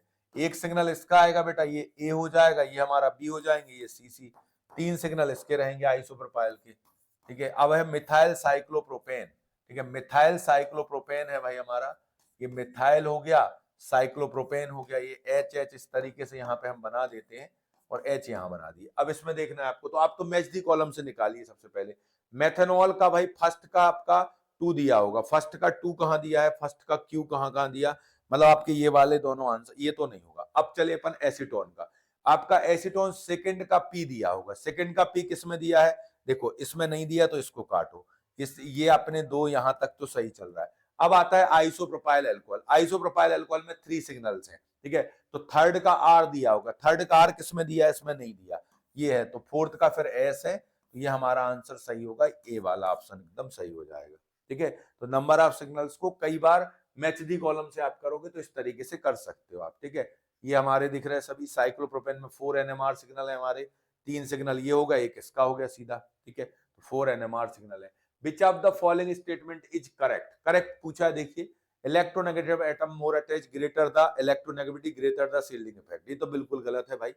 अगर इलेक्ट्रोनेगेटिविटी ज्यादा होती है तो डी शील्डिंग ज्यादा होती है, शील्डिंग नहीं होती कभी, ठीक है। Distance from the electronegative atoms increases, the deshielding effect due to increases, ठीक है। Distance from the electronegative atoms increases, ठीक है। जैसे भाई इलेक्ट्रोनेगेटिव एटम यहाँ पे क्लोरीन है, ये जितने भाई यहाँ पर CH2 है या CH3 है, तो इसकी आपकी शील्डिंग ज्यादा होगी भाई, ठीक है। इसकी डी शील्डिंग होगी, तो यहाँ तो उल्टा लिख रहा है, distance from the electronegative increases, the deshielding effect due to increases, ठीक है। डी शील्डिंग नहीं बेटा, शील्डिंग इफेक्ट, तो ये भी गया, ठीक है। इस substance free of proton should be used as solvent in NMR, ये सही है हमारा, ठीक है। कपलिंग कांस्टेंट का यूनिट सही दिया है, तो हमारा आंसर सी सही है इसमें, ठीक है। अपना आंसर सी सही दिया है इसमें, 38 का अपना सी आंसर सही होगा। 38 में अपना सी आंसर एकदम सही माना जाएगा, ठीक है। नेक्स्ट क्वेश्चन है NMR transition of nucleus lower energy state to high energy caused by, किससे होता है बेटा ट्रांजिशन इसमें? तो बेटा वो अपना जो होता है मैग्नेटिक फील्ड के प्रेजेंस में रेडियो वेव्स, मतलब एनर्जी तो हमको रेडियो वेव्स से मिलती है। मैग्नेटिक फील्ड तो क्या करता है, देखो एनएमआर अलग होता है बेटा। एनएमआर मतलब होता है हमारे न्यूक्लियाई का मैग्नेटिक फील्ड में क्या करना, मूव करना, वो एनएमआर कहलाता है। और स्पेक्ट्रोस्कोपी अगर वर्ड जोड़ा है तो इलेक्ट्रोमैग्नेटिक रेडिएशन आएगा, तो रेडियो वेव्स होता है। तो एनर्जी का जो ट्रांजिशन करा रहा है वो आपका एनएमआर, तो सिंपल ये था भाई हमारा प्रोटॉन मैग्नेटिक फील्ड के डायरेक्शन में अलाइन हो गया था, तो ये एनएमआर था। अब हमने रेडियो वेव्स उसको देना शुरू किया तो वो इसको पलट गया, फिर वो हमारा एक पर्टिकुलर पॉइंट पे पलट गया, तो ये लोअर एनर्जी थी उसकी, अब वो हाई एनर्जी स्टेट में गया है। तो ये किसके कारण हुआ, E is equal to H mu के कारण हुआ, ना कि मैग्नेटिक फील्ड के कारण।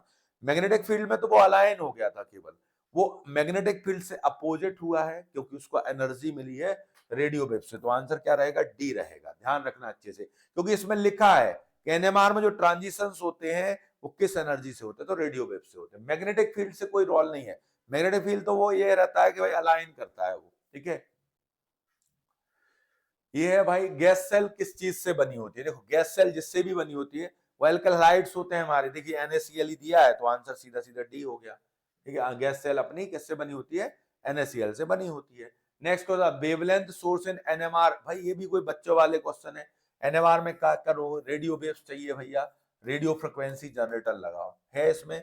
नहीं है, नहीं है, नहीं है, ये है रेडियो फ्रिक्वेंसी ऑसिलेटर। हमारा आंसर बी एकदम सही है। बहुत इजी क्वेश्चन बेटा, डिटेक्टर में भी रेडियो फ्रिक्वेंसी लिखा रहता है, ये टेबल अपन ने डिस्कस कर ली है।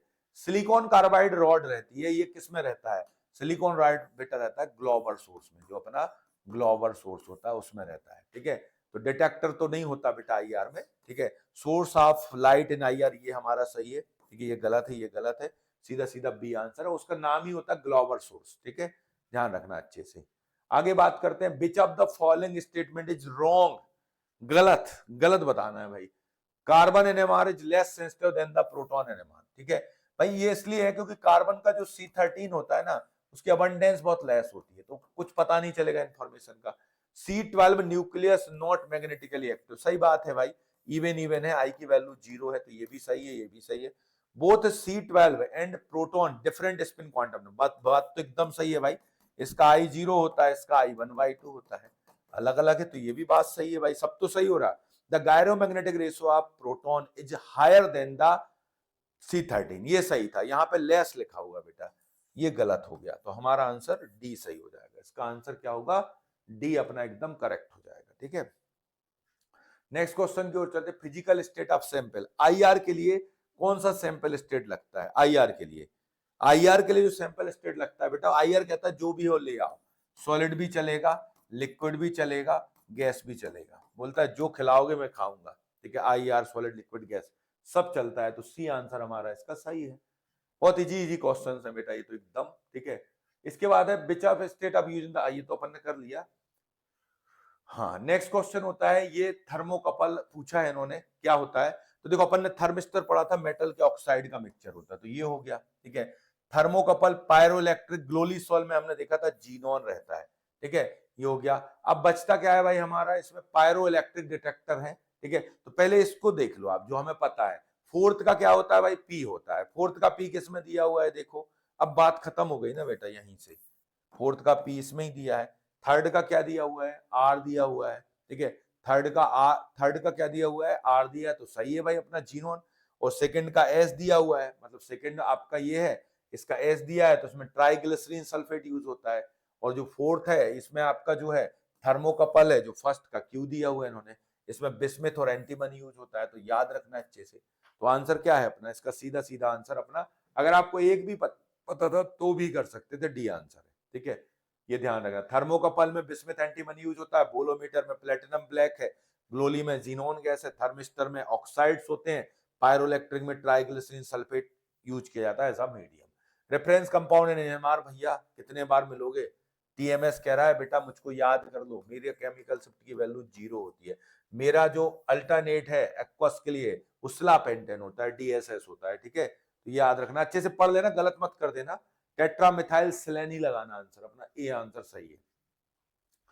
नेक्स्ट क्वेश्चन देखिए हमारा, ये पूछा है एनएच बेंडिंग। बेंडिंग बेटा क्या होते हैं? देखो एक मिनट, जनरली हम स्ट्रेचिंग याद करते हैं, बेंडिंग जो होते हैं जस्ट हाफ होते हैं, ऐसा आप याद कर सकते हो पढ़ने के लिए, बेंडिंग हाफ होते हैं। ठीक है, तो वो पूछ रहा है अमीन का, तो अमीन का स्ट्रेचिंग तो भाई साहब हमें पता है 3500 पे होता है, बेंडिंग भैया 1750 के अराउंड होना चाहिए। ठीक है, ये तो होगा नहीं। ठीक है, अब भाई ऑप्शंस बहुत पास पास दे दिए इन्होंने अपन को, लेकिन इसमें तो ये लिखा है ना, मैं इसको नहीं लगाऊंगा आंसर भाई। ये आप टाइपिंग एरर मान लो, जो भी मानो, मैं ये नहीं लगाऊंगा। ठीक है, क्योंकि तो 16,000 लिख दिया इन्होंने। ठीक है, तो ये हो गया। एक हमारा ये दिया हुआ है भाई 1650 दिया है, ये बहुत क्लोज ऑप्शन दिए गए बेटा। ऐसे ऑप्शन जब आते हैं ना, तो ऐसे क्वेश्चंस को लेके पैनिक मत होना आप। ठीक है, क्योंकि ये फिर अपन ऊपर वाले पे छोड़ो भाई। अगर आपको इतने क्लोज ऑप्शंस दे दिए गए हैं तो इतना परफेक्ट याद करना अपने बस की बात नहीं है भाई। ठीक है, अपन को ऑप्शंस तो दूर दूर देना चाहिए थे भाई। ठीक है, ऑप्शंस तो दूर दूर देते, तो इसमें अपन ने सी आंसर याद कर लो भाई, ये हमारा 1650 टू 15 आपका 50 तक इसका आंसर है। इतने क्लोज नहीं रहते ऑप्शन जितने दिए हैं। ऐसा क्वेश्चन आए ना तो फिर बेटा उसको अगर बने ना बने लेके परेशान मत होना बिल्कुल। ठीक है, मैजिक एंगल एनएमआर का बहुत अच्छा क्वेश्चन है। एनएमआर का मैजिक एंगल, एनएमआर का मैजिक एंगल कौन सा होता है भाई? जादुई कोण कौन सा है एनएमआर का? तो 54.7 डिग्री सेल्सियस क्या होता है? मैजिक एंगल होता है। ये मैजिक एंगल कहलाता है। जब वो मूव करता है ना तो एक एंगल बनता है मैजिक एंगल। तो याद करके रखना, याद कर लो, कोई इसका बहुत बड़ा रोल ऑन नहीं है। 54.74। ठीक है, अब 49 क्वेश्चन है हमारा इसमें, फिर से वही क्वेश्चन है। ठीक है, डेल्टा के बारे में पूछा है इन्होंने, करेक्ट पूछा है। डायमेंशनलेस होती है भैया, बिल्कुल सही बात है। एक्सप्रेस करते हो पीपीएम में, ये भी सही बात है। डेल्टा वैल्यू फॉर टीएमएस 10 होता है, ये तो तुम गलत बोल रहे हो, 0 होता है साहब। ठीक है, ये गलत बोल दिया आपने, बाकी आप सही चले थे लेकिन लास्ट में गलत कर बैठे। तो इसमें पहला दूसरा हमारा सही है, तो ये अपना सही है भाई, ये आंसर हमारा एकदम करेक्ट हो गया। तो देखो इसमें अपन ने डिस्कशन किया बेटा क्वेश्चंस का। मैं आपको इस तरीके से बताता हूं कि वास्तविकता में क्या होता है। अपन ज्यादा चक्कर में पढ़ो नहीं, हम परफेक्ट परफेक्ट पढ़ेंगे तो बेटा बहुत सारे सब्जेक्ट है, बहुत सी चीजें याद करने के लिए होती है। अपन को तो हमेशा आपको क्या करना है, न्यूमेरिकल के लिए रेशो पे जाओ आप। ठीक है, ये नंबर ऑफ सिग्नल्स निकालना है, सीधे आप नंबरिंग कर दो। ठीक है, और आपको अगर मान लो वेव नंबर याद करना है तो वो भी अप्रोक्स याद कर लो। इतने में आपके क्वेश्चंस आप पे बनेंगे। ठीक है, और अगर आप सोचो नहीं हम परफेक्शन पे जाएंगे बेटा, तो 2 दिन तो याद कर लोगे, तीसरे दिन भूल जाओगे आप, क्योंकि जीपैट का पेपर तो बहुत दिन बाद होता है। ठीक है, तो यहां से आपको ध्यान रखना है। अब क्वेश्चन फिर आ गया, एनएमआर का प्लॉट किसके बीच बनता है? हमें नहीं पता एनएमआर का प्लॉट किसके बीच बनता है, हम नहीं जानते। हम तो नहीं जानते, क्या बोलते हैं हम नहीं जानते, लेकिन हम गलत करेंगे, हम निकालेंगे। हम तो भाई नहीं पढ़ते। देखो ट्रांसमिशंस का इसमें कोई काम नहीं होता। ठीक है, हमारे ट्रांसमिशंस का इसमें कोई काम नहीं है। हमने बताया था सिग्नल कब आता है भाई साहब, जब एब्जॉर्बेंस कितनी होती है? 100% होती है। और उसके साथ अपन ने एक टर्म देखा था कि जो हमारी रेडियो फ्रिक्वेंसी है वो किसके बराबर होती है? प्रेसिजनल फ्रिक्वेंसी के बराबर होती है। मतलब इसमें बोलबाला तो फ्रिक्वेंसी का और एब्जॉर्बेंस का दिख रहा है यार मेरे को। ठीक है, तो एब्जॉर्बेंस वर्सेस वेवलेंथ, ये यूवी की कहानी है। ठीक है, एब्जॉर्बेंस ट्रांसमिशन का रोल ही नहीं है इसमें भैया, वेवलेंथ तो दूर से दिखता है इसमें एनएमआर में। तो बचा क्या? एब्जॉर्बेंस वर्सेस फ्रीक्वेंसी का कर्व। जो हमारा कर्व होता है बेसिकली, कई बार किसी किसी बुक में कर्व लिखा रहता है, आपका यहाँ पे इंटेंसिटी रहती है सिग्नल्स की, और वर्सेस मैग्नेटिक फील्ड भी लिखा रहता है, तो वो भी सही है हमारा। और अपन ये जानते हैं यहाँ डेल्टा की वैल्यू चलती है बेटा, यहाँ पे इंटेंसिटी है, मतलब वो एब्जॉर्बेंस ही तो है। तो ये डेल्टा मतलब क्या होता है? केमिकल शिफ्ट, ये जो रहती है हमारी ऑपरेटिंग फ्रिक्वेंसी रहती है मेगाहर्ट्ज में, है तो फ्रिक्वेंसी ना अल्टीमेटली। तो अब अगर आप बोलो कि सर इसमें ये ऑप्शन इन्होंने दिया नहीं है कि एब्जॉर्बेंस वर्सेस केमिकल शिफ्ट होता है, एब्जॉर्बेंस वर्सेस हमारा मैग्नेटिक फील्ड होता है, तो सर हम क्या करें, क्या नए क्वेश्चन को गलत बोल दें? गलत नहीं बोल पाओगे बेटा आप ये देखिए ना, एब्जॉर्बेंस और फ्रिक्वेंसी दिया तो है इन्होंने, तो आंसर हमारा क्या होगा? सी आंसर सही हो जाएगा, बाकी गलत है। ठीक है, तो मिलते हैं भाई नेक्स्ट टेस्ट में डिस्कस करके। ठीक है, कोशिश की है अपन ने भाई एनालिसिस को सरल करने की, बाकी आप लोग उसको इसी तरीके से पढ़ते रहें जिस तरीके से मैं आपको बताता हूँ। मिलते हैं नेक्स्ट में, सभी के लिए ऑल द बेस्ट। आप लोगों के कितने क्वेश्चंस सही हुए, कितने गलत हुए, और इसको आपको भाई जो टेस्ट का डिस्कशन किया इससे कितना बेनिफिट आपको हुआ, कितना बेनिफिट हुआ है, इस चीज को आप क्या करें, आप कमेंट बॉक्स में जरूर कमेंट करें कि हाँ सर इससे हमें फायदा हुआ है। क्वेश्चंस देखो, अपन पढ़ाई सभी बच्चे करते हैं, लेकिन देखो क्वेश्चन सॉल्व करने का एक पैशन होता है, वो आना चाहिए आपको सबसे जरूरी। देखो कभी भी क्वेश्चन से डरो मत।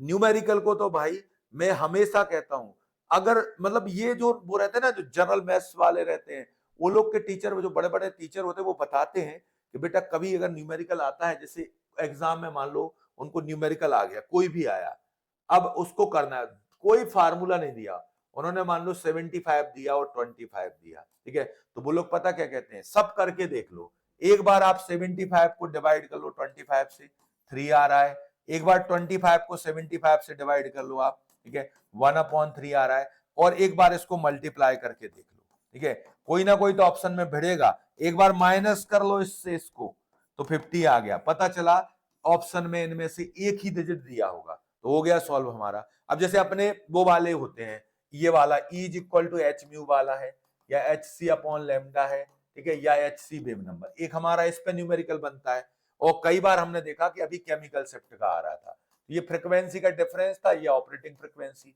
मेगाहर्ट्ज थी हमारी, तो रेशो ही चल रहा था इसमें, और कई बार होता ये कि उन्होंने कहा कि भाई आपका जो सेम टीएमएस हमको मान लो 10 हर्ट्ज पे दे रहा है, ठीक है, हमारा सैंपल है कोई, उस सैंपल का उन्होंने अपन से पूछ लिया, ठीक है, और उन्होंने कहा कि इंस्ट्रूमेंट की जो ऑपरेटिंग फ्रीक्वेंसी है वो आपकी 100 है, और केमिकल शिफ्ट की वैल्यू आपकी 5 आई हुई है, तो आपको निकालना है, तो आपको डरना थोड़ी ना इस न्यूमेरिकल से, आपको ये फार्मूला है, डेल्टा है, फ्रीक्वेंसी का डिफरेंस होता था, और यहाँ पर मेगाहर्ट्ज में ऑपरेटिंग फ्रीक्वेंसी होती थी, उन्होंने डेल्टा हमें कितना दिया है बेटा, 5 दिया है, आप यहाँ पे जो भी है हमारी सैंपल के अपन ने x माइनस 10 कर दिया, डिवाइड किससे कर दिया, ऑपरेटिंग फ्रीक्वेंसी हमारी 100 है, आपने इसको सॉल्व किया तो हमारा आ गया 500 और x माइनस 10 आ गया, ठीक है, तो अब यहां से जब आप सॉल्व करोगे तो x is equal to 500 plus 10 आएगा, मतलब हमारी और जो सैंपल की फ्रीक्वेंसी रहेगी 510 हर्ट्ज आ जाएगी, ठीक है, तो ये हो गया सॉल्व हमारा। तो मतलब ये होता है कि आप न्यूमेरिकल को सॉल्व कर सकते हो, आपको उसको पैनिक नहीं होना है बिल्कुल। ऐसी नंबर ऑफ सिग्नल्स में भी एकदम पैनिक मत होना। एक देखो मैं बार बार कहता हूं, नंबर ऑफ सिग्नल बहुत सरल आता है क्वेश्चन, आप नंबरिंग डाल देना, प्रोटॉन को बस देखा करो, जैसे अभी अपन ने देखा था एक क्वेश्चन था, उसमें जैसे इसमें गलत दिया हुआ था, अपन बात कर रहे थे कि ये जो हमारा ट्राई मिथाइल, ये इस तरीके से स्ट्रक्चर बना था, आपने ध्यान से देखा होगा, ये था भाई हमारा स्ट्रक्चर ये। अब इसमें उन्होंने कहा कि नंबर ऑफ सिग्नल 3 आ रहे हैं, इसमें दिया था सॉल्व, अब इसमें बेटा 3 कैसे हो सकते हैं आप बताइए, इसकी नंबरिंग करोगे आप, कहीं से भी नंबरिंग कर लीजिए, आपकी 1 2 तक ही जाएगी ना नंबरिंग, ठीक है, 1 2 तक ही नंबर जानी है, ठीक है, तो ये आपको ध्यान रखना, अगर यहां से भी नंबरिंग करोगे तो ये हमेशा 2 पे रहेगा, ये हमेशा 2 पे ही रहेगा, बदल जाएगा क्या, मान लो आपने कहा नहीं सर हम ऐसी नंबरिंग करेंगे तो भी 2 पे जा रहा, आप ऐसी नंबरिंग करोगे तो भी 2 पे जा रहा, ऐसी नंबरिंग करोगे तो भी 2 पे ही जाएगा, तो अल्टीमेटली ये तो भाई सेम हो गए ना हमारे तीनों, अब इस पे कुछ है ही नहीं बेटा, तो इनका एक सिग्नल हो गया हमारा, और एक सिग्नल इसका, तो 2 सिग्नल आएंगे, ठीक है, तो मतलब आप नंबर ऑफ सिग्नल में सबसे सही तरीका कभी कोई नहीं बताएगा आपको, आप जो आयुपेसी नाम लिखते हो ना वो नंबरिंग करा करो भाई, वरना आप क्या होगे, मैसेज मिलाते ही रहोगे, जैसे भाई इसका किसी ने पूछ लिया आपसे CH3 CH2 और CH3, इसमें कितने सिग्नल आएंगे, तो अब अपन ऐसे जोड़ेंगे कि यार ये एक सा दिख रहा है, एक सा दिख रहा है, अरे कुछ मत करो आप, तो इसकी नंबरिंग कर दो आप, तो 1 2 3 4, ठीक है, और यहां से फिर से नंबरिंग करो 1 2 3 4, अब जो दिख रहा है आपके एक ही नंबर दिख रहा है कि भाई इस पे 3 भी आ रहा है, 2 भी आ रहा है, इस पे 3 भी 2 भी आ रहा है, मतलब एक ही है, ये तो चीज एक ही हो गई ना भाई, तो ये 4 1 वाला है, ये 4 1 वाला, एक एक सिग्नल इनका आना है और एक एक सिग्नल इनका आना है, तो टोटल नंबर ऑफ सिग्नल कितने आएंगे, 2 आएंगे, ठीक है। क्या होता है इनमें कई बार हम गलती कर बैठते हैं जैसे आपको 5 मेंबर्स का दे दिया, मान लो यही आपको दे दिया ऐसा वाला, ये अब इसमें 5 है। अब बन गया समस्या, कैसे माने कि कौन से बराबर है कौन से नहीं है। ठीक है, कुछ नहीं करो आप तो नंबरिंग कर दो, यहां से 1 2 3 4 5, फिर यहां से कर दो 1 2 3 4 5, जिसपे नंबरिंग सेम आ रही है। देखो 5 1 5 1, मतलब ये हमारा सेम है, इसको अपन ने कर दिया। इस पे 4 2 4 2, ये हमारा सेम है। अब इस पर 3 और 3, मतलब ये तो नंबरिंग एक ही, मतलब इनके जैसे किसी के जैसे नंबरिंग है ही नहीं, इसकी अलग है सबसे ये, तो इसका एक सिग्नल इसका आएगा। टोटल नंबर ऑफ सिग्नल कितने हो जाएंगे, 3 हो जाएंगे। ठीक है, तो ये इस तरीके से आसानी से आप कर सकते हैं। ठीक है, तो सभी के लिए भाई अच्छे से स्टडी करते रहें। All the best. ओके।